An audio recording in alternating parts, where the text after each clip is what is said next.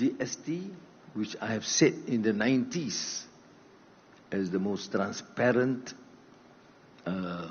efficient system, I concede. Tetapi kita kena ingat, it's still a broad-based tax. The poorest will have to pay. I mean, that principle saya dari segi moral conscience ada permasalahan sedikit. See? I know it's not popular to many, but that's a fact. Tetapi, apakah kita hanya harus bergantung pada SST seperti mana sekarang? Tidak, sebab ada juga kelemahan dia.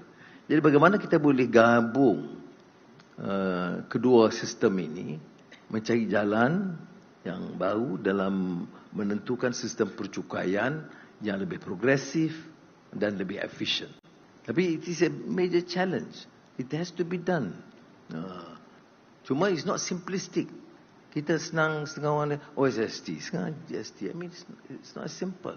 Because can you imagine, dalam keadaan kadar kemiskinan meningkat, kos sara hidup meningkat, jualan rahmah terpaksa dibuat di tiap minggu di tiap don, and then suddenly kita kata kita nak perkenalkan GST.